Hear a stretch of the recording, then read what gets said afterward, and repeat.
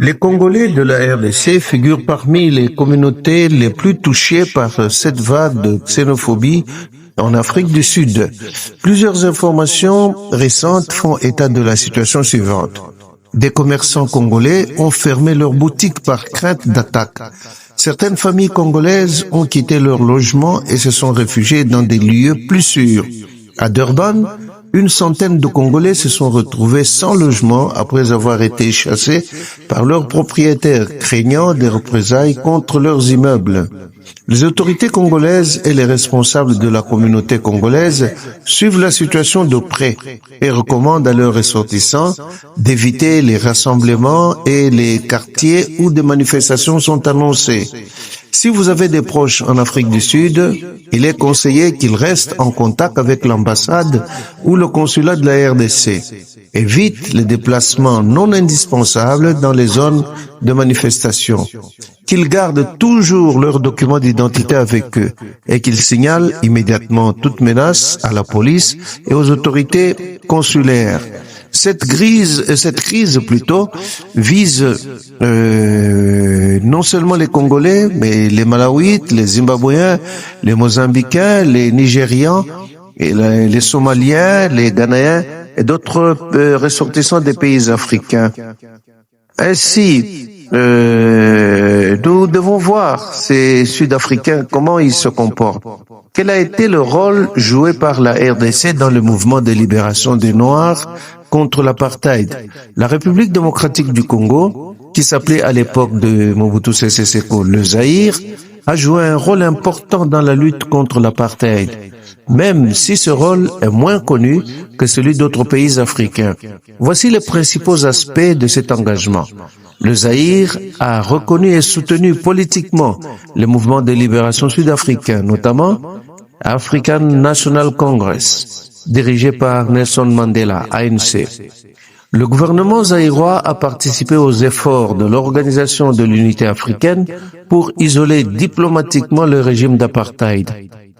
Le Zaïre a apporté une aide financière et logistique au mouvement de libération d'Afrique australe, notamment en faveur de l'ANC, ainsi qu'à d'autres mouvements en Angola et en Namibie. Sur la scène internationale, le Zaïre, notre pays, avait voté régulièrement en faveur des résolutions des Nations Unies condamnant l'apartheid et réclamant des sanctions contre le régime sud-africain. Il faut toutefois noter que la politique du Zaïre a parfois été complexe. Pendant la guerre froide, les pays ont entretenu des relations étroites avec les États-Unis et d'autres pays occidentaux. Certaines analyses historiques estiment que ces alliances ont parfois conduit à des positions plus pertinentes et plus prudentes vis-à-vis de l'Afrique du Sud, même si le soutien officiel à la fin de l'apartheid est resté constant. En résumé, notre pays, la RDC, alors Zaïre, a contribué à la lutte anti-apartheid par un soutien diplomatique au mouvement de libération, une participation aux initiatives africaines de solidarité, une aide matérielle et financière à certains mouvements de libération, un appui aux sanctions internationales contre le régime d'apartheid. Ce soutien s'inscrivait dans un vaste mouvement de solidarité africaine en faveur de la liberté et de l'égalité des peuples d'Afrique australe. Qu'est-ce que nous, Congolais, nous pouvons faire pour sensibiliser le gouvernement sud-africain de sorte qu'il comprenne qu'au nom de la réciprocité, l'Afrique du Sud est redevable aux citoyens congolais?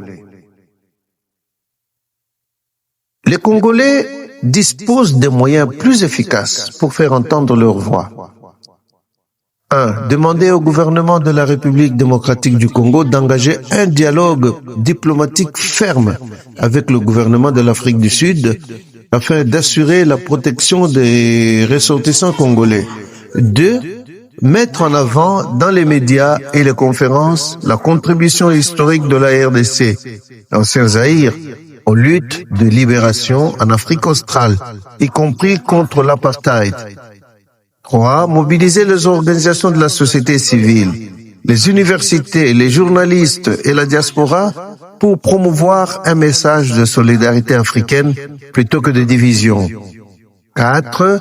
Saisir les instances régionales comme l'Union africaine et la Communauté de développement de l'Afrique, la SADC, de l'Afrique australe évidemment, afin qu'elle rappelle les engagements des États membres en matière de protection des personnes et de lutte contre la xénophobie. Demander que les auteurs d'agressions contre les étrangers soient poursuivis conformément aux droits sud-africains. Voilà, cette émission de courte durée très importante a été tenue techniquement par Ramadan Sambakande et moi-même, Kenge Kalambay au micro.